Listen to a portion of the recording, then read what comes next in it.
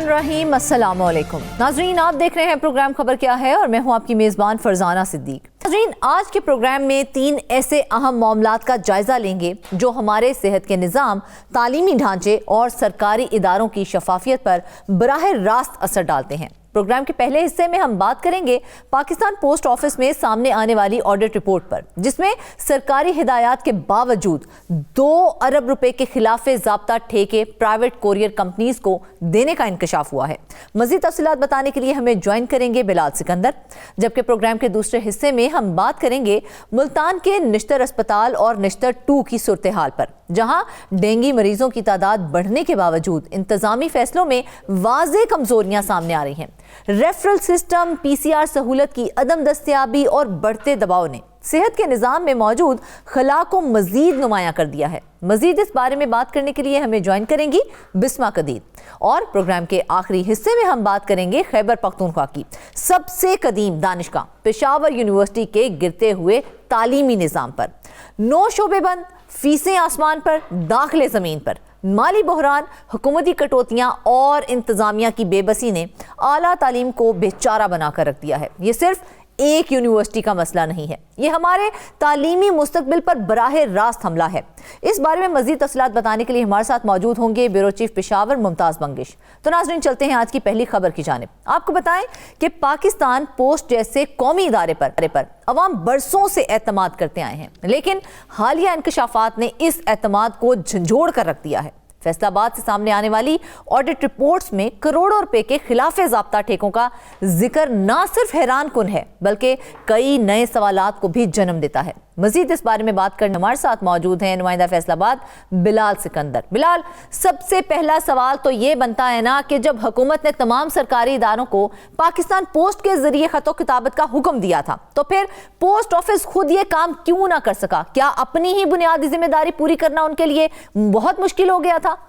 जी बहुत शुक्रिया। देखें, जैसे आपने इंट्रो में कहा कि ये एक कौमी इदारा है और कौमी इदारे होने के नाते जो इसको एक ज़िम्मेदारी दी गई थी हुकूमत की जानिब से कि जो भी इदारों की ख़तो किताबत होगी, वो चाहे कौमी लेवल पे होगी या इंटरनेशनल लेवल पे होगी, वो पाकिस्तान पोस्ट ऑफिस जो है वो उसको जो तमाम तर सर्विसेज जो है वो प्रोवाइड करेगा। और इसका सिर्फ एक वाहिद जो मकसद गवर्नमेंट का था वो ये था कि इस जो पाकिस्तान पोस्ट डिपार्टमेंट है, इसकी जो वर्क एफिशिएंसी है उसको मज़ीद बेहतर किया जाए। यहाँ पर जो वर्क फोर्स है उसमें इजाफा किया जाए, इसमें नई नई इनोवेशंस जो हैं वो लेकर आई जाएँ, ताकि जो प्राइवेट कुरियर कंपनीज जैसे सर्विसेज प्रोवाइड कर रही हैं लोगों को, उसी तरह से पाकिस्तान पोस्ट ऑफिस भी अपनी सर्विसेज जो है वो फराहम करे। ना सिर्फ इदारों के अंदर, जितने भी हम देखते हैं कि हमारे जितने डिपार्टमेंट्स हैं उनकी काफ़ी ज़्यादा जो क्रॉसपॉन्डेंस होती है वो दूसरे डिपार्टमेंट्स के साथ होती है। इवन दैट हम ये भी देखते हैं कि जैसे एक्साइज डिपार्टमेंट है, उनकी जितनी गाड़ियों की नंबर प्लेट्स होती हैं वो लोगों के घरों में जब पहुंचाई जाती हैं तो वो भी कुरियर कंपनी के थ्रू पहुंचाई जाती हैं, और वहाँ पर भी प्राइवेट कंपनीज बैठी हुई हैं जो लोगों के घरों में गाड़ियों की, मोटरसाइकिलों की नंबर प्लेट्स जो है भिजवा रही हैं। तो इसी मकसद के लिए कहा गया था कि 2018 में और 19 में ये फैसला किया गया था, मार्च और अप्रैल में, कि जो जितने भी इदारे होंगे वो सिर्फ पाकिस्तान पोस्ट ऑफिस को ही उनकी सर्विसेज जो हैं वो अवेल करेंगे, ताकि इससे पाकिस्तान पोस्ट ऑफिस का रेवेन्यू भी बढ़ेगा। अक्सर हम देखते हैं कि पाकिस्तान पोस्ट ऑफिस के मुलाजमीन जो हैं वो तनख्वाहों से महरूम हैं, वहाँ पर बेसिक जो नेसेसिटीज़ हैं वो नहीं है, इंफ्रास्ट्रक्चर प्रॉब्लम चल रही हैं, तो इस वजह से काफ़ी ज़्यादा रेवेन्यू के भी इशूज़ वहाँ पर चलते रहते हैं। तो इस माली बहरान को दूर करने के लिए ये एक जो है इनिशिएटिव लिया गया था, लेकिन इसमें हैरान कुन चीज़ें ये हैं कि महकमे ने वो जिम्मेदारी ली ही नहीं। उन्होंने अपने डिपार्टमेंट को जो है वो उस तरह से बूस्ट अप करने की कोशिश भी नहीं की, और जो चीज़ें उनको दी गई थी कि ये चीज़ें आपने करनी है, वो उस सारी चीज़ें उन्होंने उसी तरह से उठाई और उठा के जो प्राइवेट कुरियर कंपनीज हैं वो उनको दे दी। और ये अरबों रुपए के इसमें जो है वो रेवेन्यू इन्वॉल्व था, और वो तमाम तर पैसे जो हैं वो प्राइवेट कंपनीज को चले गए। और पाकिस्तान पोस्ट ऑफिस जैसे पहले चल रहा था, जो उसके पहले बुरे हाल थे। प्राइवेट कोरियर कंपनीज हैं जो हमारे जराए हमें बताते हैं, 3 प्राइवेट कोरियर कंपनीज को 2 अरब 20 करोड़ रुपए के ठेके जो हैं वो खिलाफे ज़ाब्ता दे दिए गए। लेकिन ये फैसला हुआ किन बुनियादों पर, या हम ये कह लें कि ये किसी की मर्जी पर हुआ है, इसलिए ऐसा किया गया?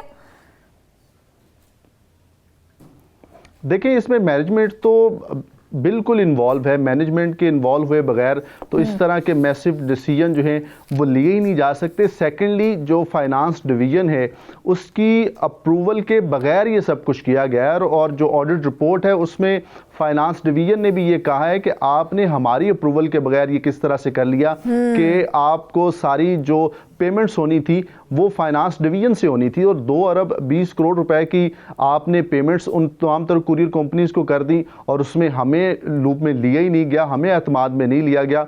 जो इसमें पाकिस्तान पोस्ट ऑफिस की मैनेजमेंट है, जो हाई ऑफिशियल्स हैं, उनकी जानिब से ये फैसला लिया गया। और आप ये देखें कि पाकिस्तान में तकरीबन 13,000 के करीब पाकिस्तान पोस्ट ऑफिस के मुख्तलिफ दफातर हैं मुख्तलिफ शहरों में, और तकरीबन 49,000 के करीब मुलाजमीन हैं पाकिस्तान पोस्ट ऑफिस के। इतनी बड़ी वर्क फोर्स होने के बावजूद ये सिचुएशन है कि लोगों के घरों में उनके जितने भी मेलिंग के हवाले से चीज़ें हैं, जितनी ख़तो किताबत के हवाले से है, जितनी कुरियर सर्विसेज पहुंचाने और बर वक्त पहुंचाने के हवाले से चीज़ें हैं, वो नहीं हो पा रही हैं। और इसी वजह से, और वो शायद पाकिस्तान पोस्ट ऑफिस यहाँ जो सवाल उठता है वो तो ये है ना कि आपने फाइनेंस डिवीजन की बात की है, फाइनेंस डिवीजन की मंजूरी के बगैर इतना बड़ा मुआहदा कर कैसे लिया गया? ये भी तो बताएं ना कि किस कानून के तहत ये जायज समझा जाएगा, या ये समझा जाएगा क्या वाकई इस हवाले से कोई कानून मौजूद है? क्या कहेंगे हम इसको? क्या ये महज गफलत है या फिर कुछ और है? देखें, ये गफलत भी है, ये इरेगुलरिटी भी है, और इसमें फाइनेंस डिवीजन ने पाकिस्तान पोस्ट ऑफिस से जवाब भी मांगा है कि आप हमें ये बताएं कि आपने ये किस तरह से इतनी बड़ी पेमेंट्स जो हैं वो दे दी हैं। तो फाइनेंस जो पाकिस्तान पोस्ट ऑफिस की जानिब से वक्त मांगा गया कि हमें थोड़ा सा टाइम दे, हम आपको बताते हैं, क्योंकि हमने जितनी भी पेमेंट्स की हैं वो हमने जो नया हमारा अकाउंट्स का प्रोसीजर है उसको अडॉप्ट करते हुए हमने वो पेमेंट्स की हैं। तो उन्होंने अपनी जस्टिफिकेशन कुछ इस तरह से दी है कि हमने इदारे की जितनी भी SOPs थे उसको फॉलो करते हुए हमने की हैं, लेकिन फाइनेंस डिवीजन से हमने अप्रूवल नहीं लिया, लेकिन विद इन डिपार्टमेंट हमने तमाम तर प्रोसीजर थे वो अडॉप्ट किए हैं, और उसके बाद ही हमने पेमेंट्स की हैं। लेकिन जहाँ पर जो जैसे आपने अभी कहा कि फाइनेंस डिवीजन के हवाले से, तो वो अप्रूवल नहीं हो सकी। ये नुक्ता खुद भी फाइनेंस डिवीजन ने रेज किया है, जवाब भी मांगा है, और इस पर अभी वक्त मांगा गया है पाकिस्तान पोस्ट ऑफिस डिपार्टमेंट की जानिब से। लेकिन आप भी इस बात से बाखूबी वाकिफ हैं कि होना इसमें कुछ भी नहीं है। वो अपना रिप्लाई जो है वो फाइनेंस डिवीजन को दे देंगे। जो कुरियर कंपनीज को पैसे चले गए हैं वो कुरियर कंपनीज तो पैसे देंगी नहीं, और इन कुरियर कंपनीज को जो पैसे दिए गए थे उनसे मुआहदा भी डॉलर्स में किया गया था, और तमाम तर अमाउंट जो है वो उन कंपनीज को जा चुकी है, और अब वो कंपनीज इनको वापस नहीं देंगी। और पाकिस्तान पोस्ट ऑफिस के अफसरान जो हैं जिन्होंने तो पाकिस्तान पोस्ट ऑफिस जो है उसने अपनी इनफरादी कुव्वत या इंफ्रास्ट्रक्चर बेहतर बनाने की कोशिश क्यों नहीं की है? उसको बेहतर बनाने के बजाय प्राइवेट कंपनीज को नवाजने का फैसला क्यों एकदम से कर लिया?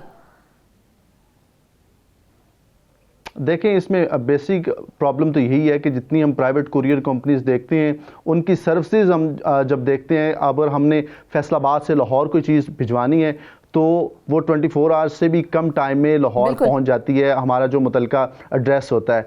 लेकिन हम अगर वही सर्विसेज पाकिस्तान पोस्ट ऑफिस से इस्तेमाल करेंगे तो हो सकता है कि 2 से 4 दिन भी लग जाएं, और कई केसेस में हफ्ता भी लग जाता है। यही वजह है कि जो सरकारी जैसे दीगर जो सामान है वो गुम भी हो जाता है। अगर आप खुशकिस्मत रहे तो सामान पहुंच भी जाता है।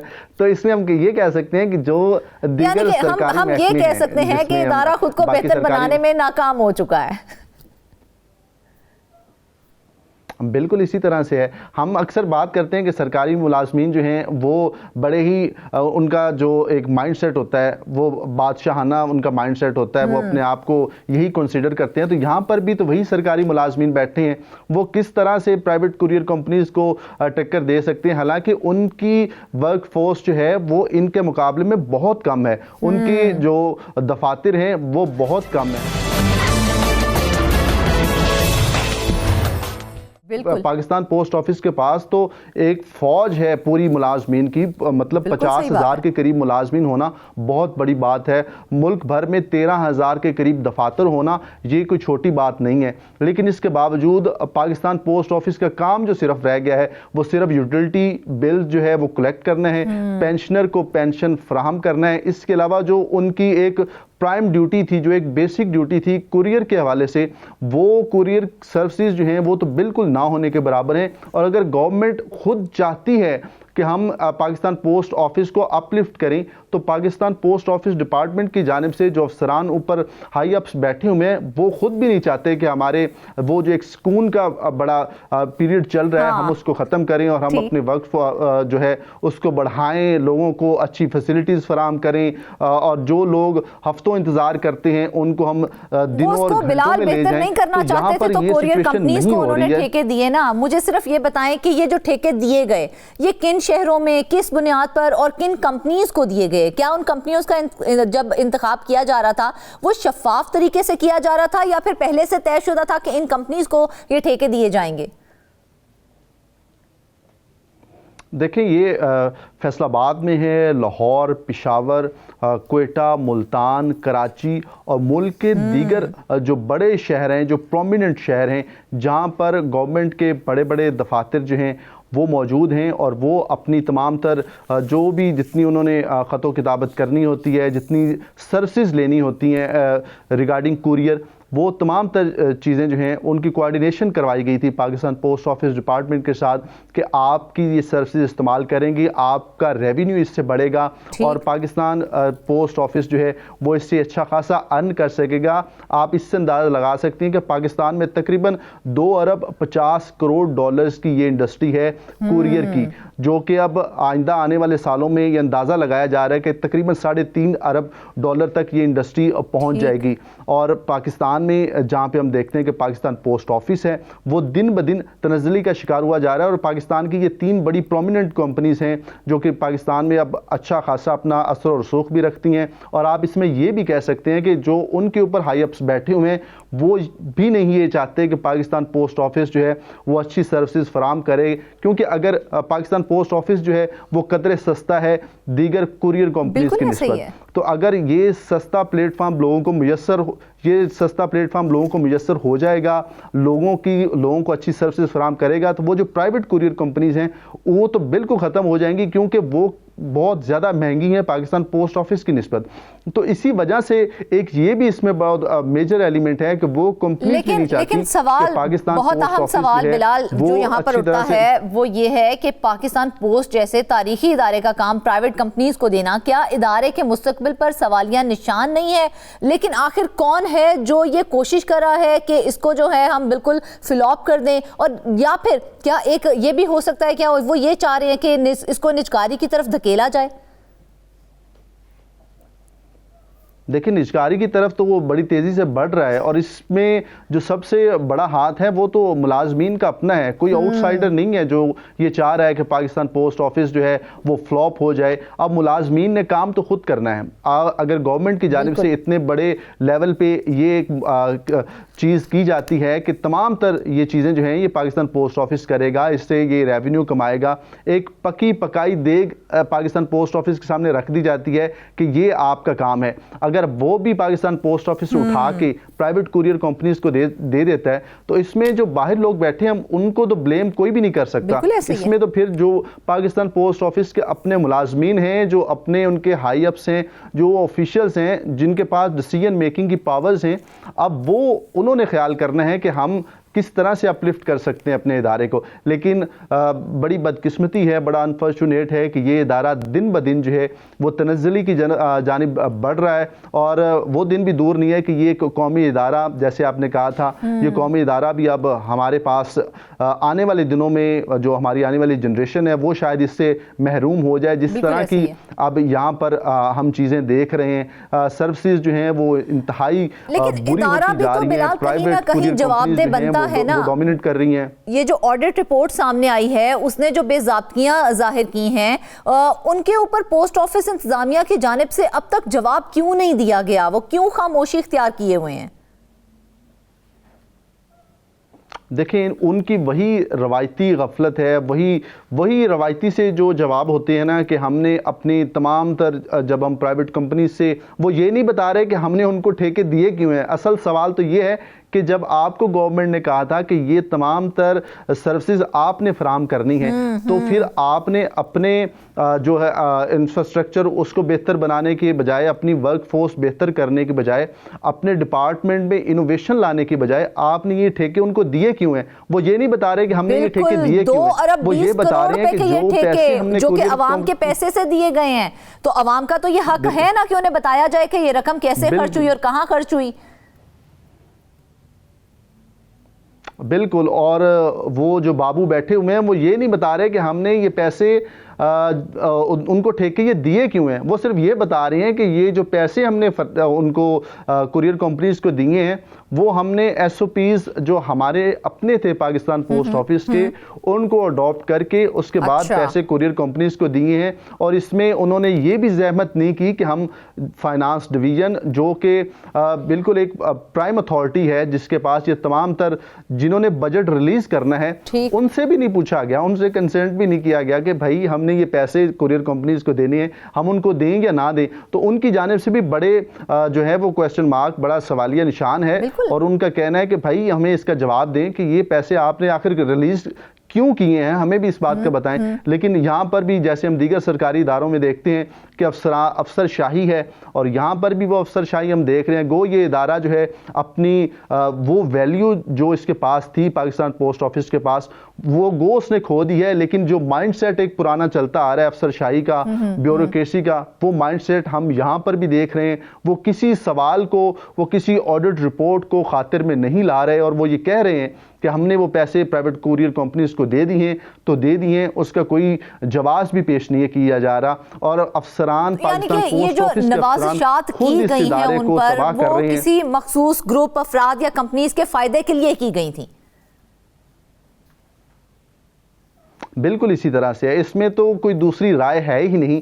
और पाकिस्तान में आप भी इन सर्विसेज को इस्तेमाल कर रहे हैं, और आप देख रहे हैं कि जो जितनी प्राइवेट कुरियर कंपनीज हैं उनकी डोमिनेंस बढ़ती चली जा रही है। और जो पाकिस्तान पोस्ट ऑफिस है, हम पुराने वक्तों में देखते थे कि जो हमारे गांव हैं वहाँ पर एक डाकखाना होता था और वहाँ पर चिट्ठियाँ आती थी।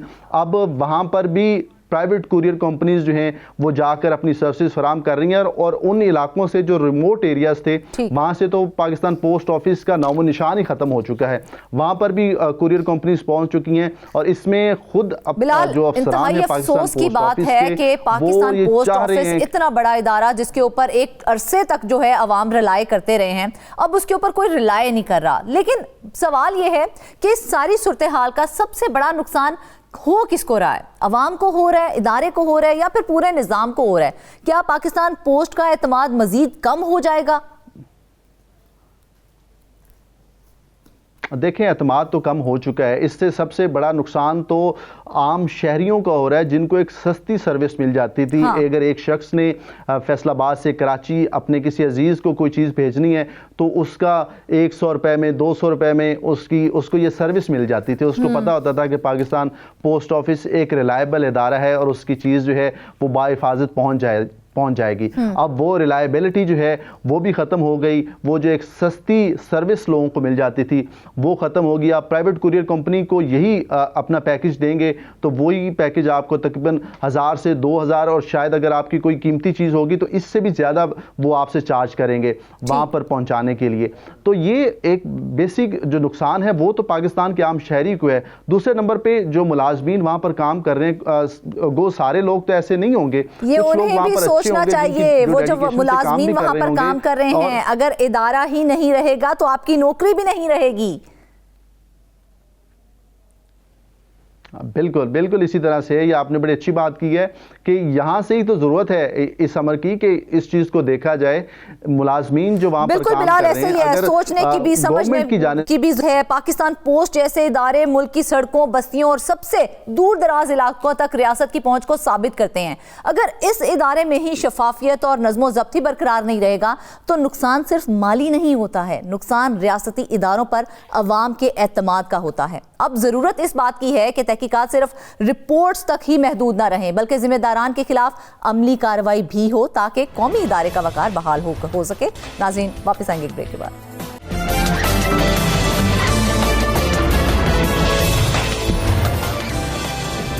वेलकम बैक नाज़रीन। आपको बताएं कि मुल्तान का निश्तर अस्पताल और निश्तर 2 इस वक्त एक अहम सूरत हाल से गुजर रहा है, जहां मरीजों का बोझ बढ़ चुका है और इंतजामिया की गफलत और वसाइल की कमी का सामना है। इन हालात में बहुत से सवालात जन्म लेते हैं जो मरीजों और उनके लवाहिकीन की जिंदगियों पर असर अंदाज हो रहे हैं। मजीद इस बारे में बताने के लिए हमें ज्वाइन किया बिस्मा कदीर ने। बिस्मा, सबसे पहले हमें बताएं, क्या निश्तर 2 का मकसद मरीजों का बोझ कम करना था? अगर निश्तर 2 का मकसद मरीजों का बोझ कम करना था तो फिर वहां पर मौजूद सहूलतें क्यों नहीं बढ़ाई गई? खासतौर पर अगर बात की जाए डेंगू के मुश्तबा मरीजों के लिए जो फिलहाल निश्तर 1 पर जो है रेफर कर दिए गए हैं। जी फरजाना, देखिए निश्तर 2 जो अरबों रुपए की लागत से बनाया गया था ऑब्वियसली उसका मकसद यही था कि निश्तर 1 का बोझ कम किया जाए, लेकिन बोझ कम होने की बजाय उसका बोझ मजीद बढ़ चुका है। इस वक्त ना निश्तर 2 में बहुत सारे डिपार्टमेंट्स ऐसे हैं जो अभी तक फंक्शनल नहीं है। ICU, इंतहाई निगहदाश्त का यूनिट, जिसको हर हेल्थ सेक्टर में या किसी भी हॉस्पिटल में अहम माना जाता है, लेकिन वही निश्तर 2 में इस वक्त फंक्शनल नहीं है। अब जब पेशेंट की ऑपरेट हो रहा है या कोई सर्जरी हो रही है और एट दैट टाइम वो किसी क्रिटिकल सिचुएशन में आ जाता है और उसको फौरी ICU में शिफ्ट करना पड़ता है, तो निश्तर 2 में तो ICU फंक्शनल नहीं है। और उसकी वजह ये बताई जा रही है कि निश्तर 2 में जो है वो एनेस्थीसिया वाले डॉक्टर्स की तादाद कम है। फिर क्या किया जाता है कि पेशेंट को निश्तर 2 से निश्तर 1 रेफर किया जाता है। अब आप निश्तर 2 से निश्तर 1 का अगर डिस्टेंस देखें तो 20 से 25 किलोमीटर के फासले पे है। अब वो निश्तर 2 से निश्तर 1 उसको मुंतकिल किया जाता है और निश्तर 1 में ऑलरेडी पेशेंट्स की तादाद इतनी है कि उनको खुद टाइम नहीं मिलता, उनको खुद एक 2 दिन का टाइम मिलता है। तो अब जो निश्तर 2 से आ रहा है तो उसको कैसे टाइम मिलेगा? इसी तरह देखिए मुल्तान में डेंगू का खदशा बहुत ज्यादा बढ़ रहा है।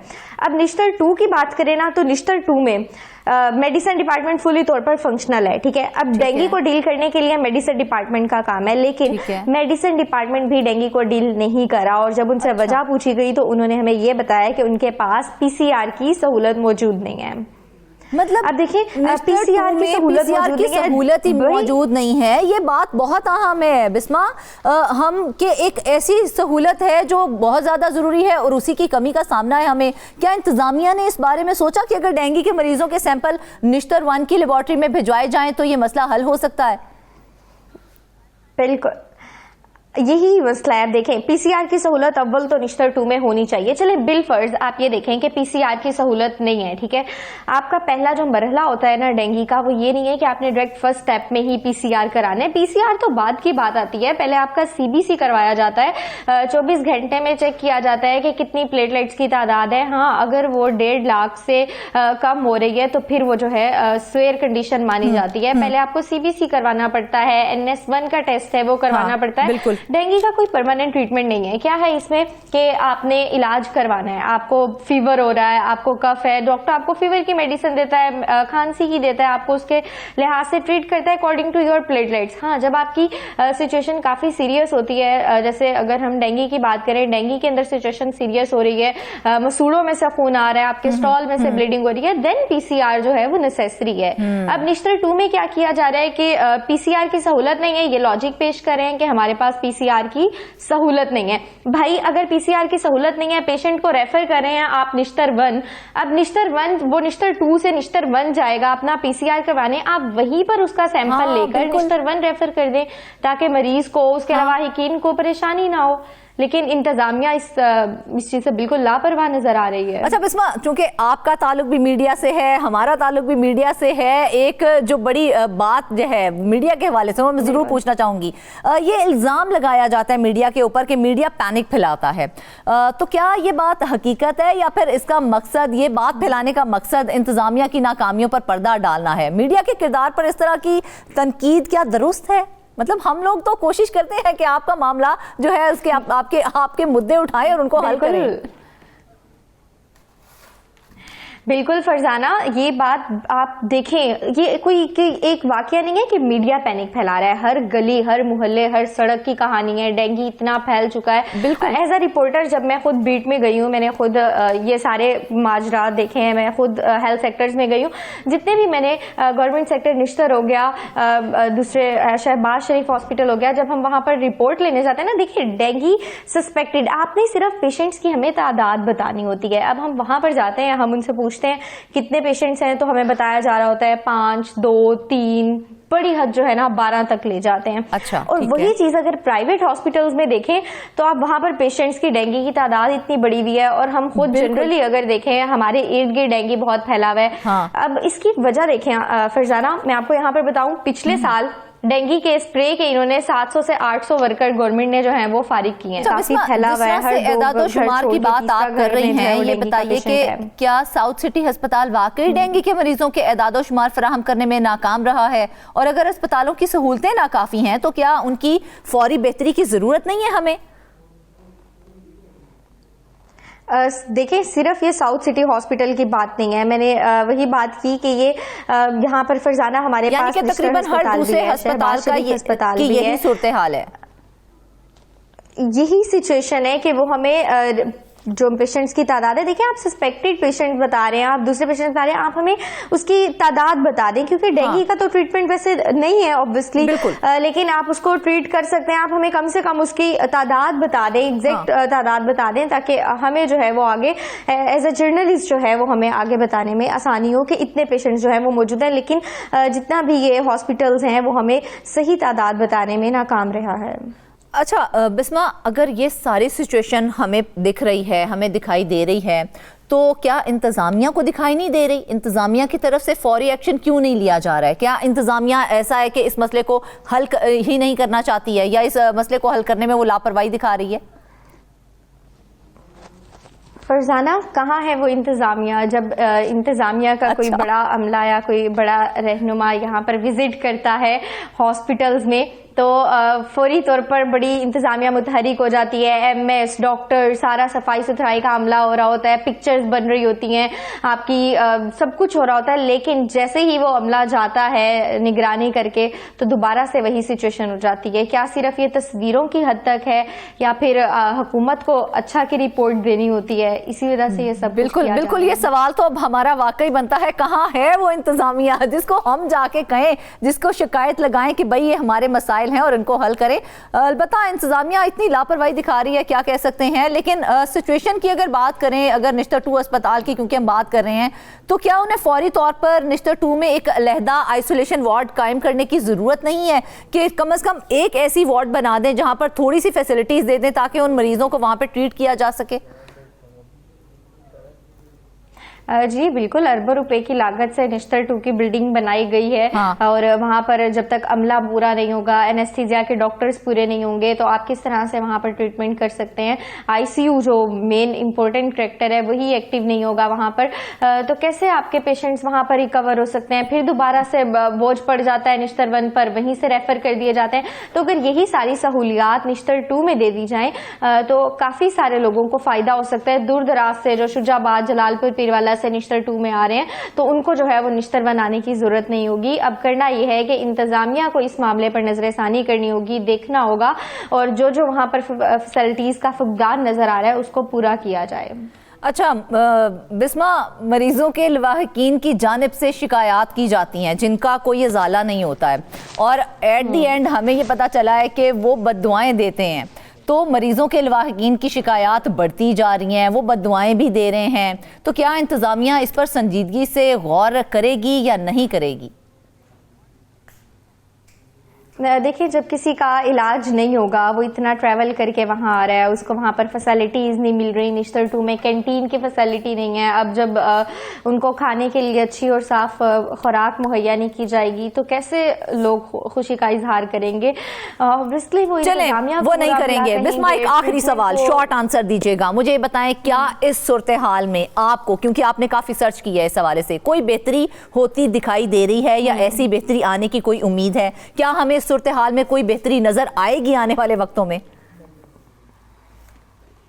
जी, उम्मीद तो की जा रही है कि आने वाले वक्त में या अभी 2-4 दिन तक ही इंतज़ामिया की जानिब से कोई कार्रवाई की जाए और इन सारी सिचुएशन पर जो है वो अमल दरामद किया जाए, स्प्रे करवाया जाए, जगह जगह पर स्प्रे कराया जाए। इस वक्त जो सबसे ज़्यादा कमी देखी जा रही है वो डेंगू स्प्रे की है, ताकि डेंगू स्प्रे करवाया जाए, ताकि बिल्कुल ऐसे ही है। ये छोटे छोटे इकदाम हैं, इनके ऊपर अमल किया जाए तो एक बड़ी बीमारी से बचा जा सकता है। नाजरीन, ये सवालात निश्तर अस्पताल की इंतजामिया, हुकूमत और अवाम के लिए बहुत अहम है। हमें उम्मीद है कि इन मसाइल पर फौरी तौर पर गौर किया जाएगा और मुल्तान के सेहत के निज़ाम में बेहतरी लाने के लिए अमली इकदाम भी किए जाएंगे। वापस आएंगे एक ब्रेक के बाद।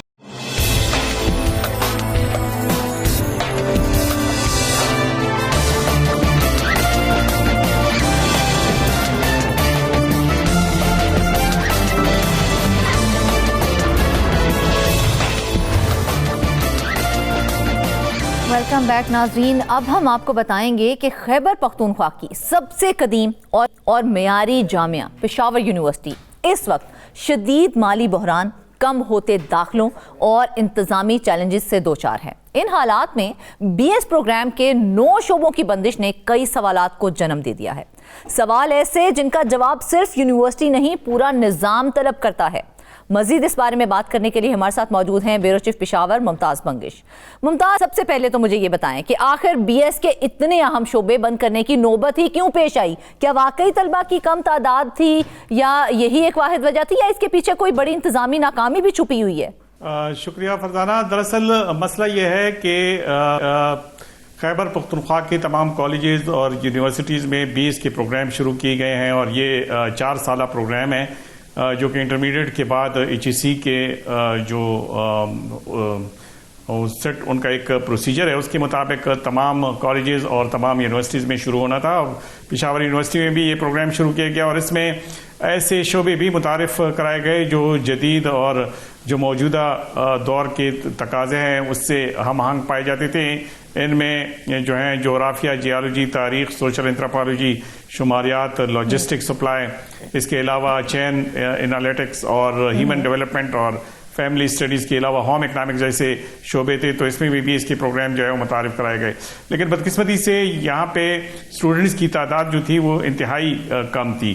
बाज़ डिपार्टमेंट में सिर्फ 1 स्टूडेंट ने दाखिला लिया और बाज़ में 2 और ऐसे भी हैं कि जहाँ 7 तलबा ने वहाँ पे दाखिला लिया। अब मसला ये था कि ये दाखिले क्यों कम हुए और ये डिपार्टमेंट जो 9 डिपार्टमेंट्स हैं ये बंद करने की नौबत क्यों आई? इसकी वजूहात बहुत सारी हैं। मिसाल के तौर पर पेशावर यूनिवर्सिटी में जो फीसों की जो शरह है वो इंतहाई ज़्यादा है। एक सेमेस्टर की फ़ीस जो है 75,000 रुपए है। अच्छा। और सालाना एक स्टूडेंट को तकरीबन 1.5 लाख रुपए अदा करने पड़ते हैं। तो फरजाना, आप मुझे ये बताएं कि एक एवरेज क्लास फैमिली से अगर कोई BS प्रोग्राम में दाखिला लेना चाहता है तो वो पर ईयर 1.5 लाख रुपए कैसे बर्दाश्त कर सकता है? बिल्कुल ऐसे ही है। तो इसके लिए हुकूमत ने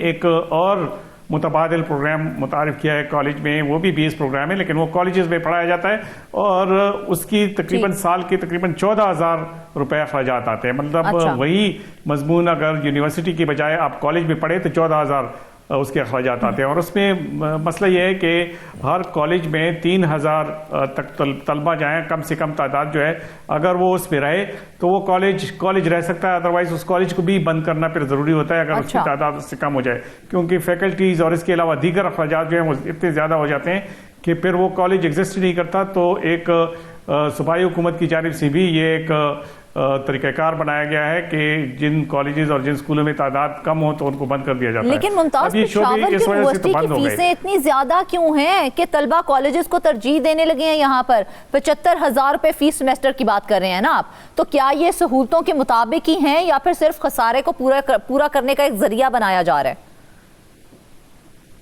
नहीं, ये असल में ये एक स्टैंडर्ड यूनिवर्सिटी है। खैबर पख्तूनख्वा में जितनी भी यूनिवर्सिटीज़ हैं रैंकिंग के लिहाज से भी ये काफ़ी अच्छी यूनिवर्सिटी है, और इसके अलावा ये एक तारीखी और सबसे पुरानी यूनिवर्सिटी है। हर एक की कोशिश होती है सूबा भर से कि जितनी भी तलबा और तालिबात होती हैं वो इस यूनिवर्सिटी में दाखिला लें, और ये अपने लोग एक एजाज़ समझते हैं। खुसूसन इस्लामिया कॉलेज यूनिवर्सिटी और फिर ये जो पेशावर यूनिवर्सिटी है, ये दोनों ऐसी यूनिवर्सिटीज़ हैं कि जो हर एक की ख्वाहिश होती है कि वो यहाँ पे पढ़ें, और यहाँ के ज़ाहिर है यहाँ की जो फैकल्टीज़ हैं वो भी काफ़ी, उनका जो म्यार है काफ़ी ऊंचा है, तो इसलिए ये सूरत हाल है। लेकिन अब मसला ये है कि खैबर पख्तूनख्वा में तकरीबन 34 यूनिवर्सिटीज़ हैं पब्लिक सेक्टर की, और उसमें 20 यूनिवर्सिटीज़ ऐसी हैं जो माली बहरान का शिकार हो चुकी हैं। और ये माली बहरान तब से शुरू हुआ कि जब फेडरल सतह पे हायर एजुकेशन कमीशन ने सूबों की यूनिवर्सिटीज़ पर फंड्स बंद कर दिए। अब चूंकि तादाद बढ़ गई है, फैकल्टीज बढ़ गई है, स्टाफ की तादाद बढ़ गई है, स्टूडेंट्स की तादाद कम हो गई, तो जाहिर है यूनिवर्सिटीज़ जो है अपने तौर पर ये अखराजात पूरी नहीं कर सकते। अब तो सूरत हाल ये है कि पेशावर यूनिवर्सिटी के पास जो अमला है, जो फैकल्टीज़ है, और जो इवन जो क्लास 4 के जो मुलाजिमीन हैं उनके लिए भी तनख्वाहें नहीं हैं। अक्सर तनख्वाहें लेट हो जाती हैं और कई माह तनख्वाहें नहीं होती। फिर सूबाई हुकूमत की जानिब से उनको ग्रांट दिया जाता है, और उसी ग्रांट से वो फिर अपने अखराजात पूरी करके उनको तनख्वाहें दे देते हैं। लेकिन ये मसाइल जो हैं ये एक मुमताज, पूरी नहीं होंगे तो इनका हशर यही होगा। तलबा की तादाद इतनी कम है तो मतलब उसकी वजह हमें समझ नहीं आ रही है। क्या वहां पर सहूलतों की कमी है, नाकिस प्लानिंग है, या फिर तलबा में उन इदारों की डिमांड ही नहीं है इसलिए वो वहां पर जाते ही नहीं है? ये लोग जो हैं, जितनी भी स्टूडेंट्स हैं, सबकी ख्वाहिश होती है कि वो इंटरमीडिएट के बाद 20 प्रोग्राम में दाखिला लें, फिर जो है MSc या MPhil और PhD कर लें। और यहाँ पे मैं आपको ये भी बताऊं कि PhD और MS की, MPhil की जो शरह है खैबर पख्तूनख्वा में, वो इंतहाई हद तक ज्यादा हो गया है। चूंकि जॉब्स अवेलेबल नहीं होती, तो इसलिए स्टूडेंट्स जो हैं आगे फिर इवन प्राइवेट जो यूनिवर्सिटीज हैं वहां पे MPhil में, MS में और PhD में दाखिला ले लेते हैं। अब किसी से भी आप पूछें कि एजुकेशनल क्वालिफिकेशन पूछेंगे तो ये कहेगा कि मैंने मास्टर्स किया हुआ है या BS ऑनर्स मैंने किया हुआ है और मैं MPhil और PhD में अभी स्टूडेंट हूं। तो इसका मतलब ये है कि वो आगे पढ़ना चाहते हैं। हाँ। लेकिन चूंकि यूनिवर्सिटीज माली बहरान का शिकार है, उनकी फीसें आसमान तक पहुंच चुकी हैं। और दादा यहाँ पे मैं एक और चीज आपको बता दूं, हुकूमत की जानिब से जो ग्रांट्स की शरह है, मतलब वजीर आला ने 2 यूनिवर्सिटीज का ऐलान तो कर दिया, लेकिन उसे शायद ये पता नहीं है, वो शायद उसको ब्रीफ नहीं किया गया है, इसलिए ये ऐलान उन्होंने कर दिया कि सूबाई हुकूमत पहले इन यूनिवर्सिटीज को तकरीबन 3.96 अरब रुपए ग्रांट देती थी।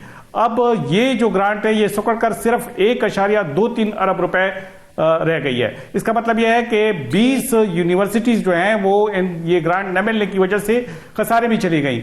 और फिर इसमें एक और जो ड्रॉबैक है वो ये है कि यूनिवर्सिटीज को ये जो ग्रांट है ये तो मिल जाते हैं जितनी भी है, लेकिन रिसर्च पे उनकी जो खर्च होने की शरह है वो सिर्फ 1 अरब रुपए है। इसका मतलब ये है कि इन यूनिवर्सिटीज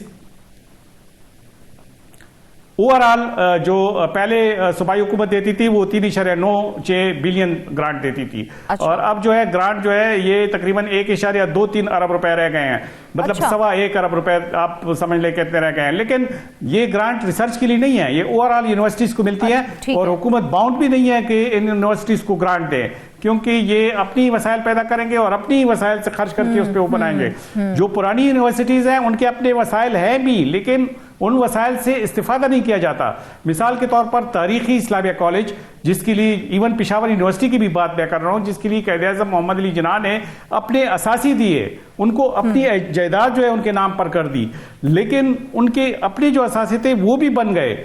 मिसाल के तौर पर इस्लामिया कॉलेज जो एक तारीखी कॉलेज है, अब यूनिवर्सिटी का दर्जा उससे मिल गया है, काफ़ी अर्सा हो गया है, तो उसके तकरीबन कमर्शियल दुकानों की तादाद जो है वो सैकड़ों में है। और वो ऐसे मतलब महंगे इलाके हैं, खैबर बाजार जैसे इलाके हैं, दीगर इलाके हैं। चरसदा में उनकी जायदाद है, इवन पेशावर यूनिवर्सिटी की भी इस तरह से सवाबी में उनकी जायदाद है। लेकिन उन दुकानों का जिसका किराया तकरीबन 2 लाख होना चाहिए, वो सैकड़ों में। बाज़ दुकानें ऐसी भी हैं कि जिनके 600, 800 और 1500 रुपए तक किराया लिया जाता है। पेशावर यूनिवर्सिटी एक तारीखी इदारा है, इसको बचाने के लिए क्या हुकूमत के पास कोई जामे हुकूमती प्लान मौजूद है ताकि इसको बचाया जा सके, या फिर हम देख रहे हैं कि मामलात यूं ही चले जाएंगे?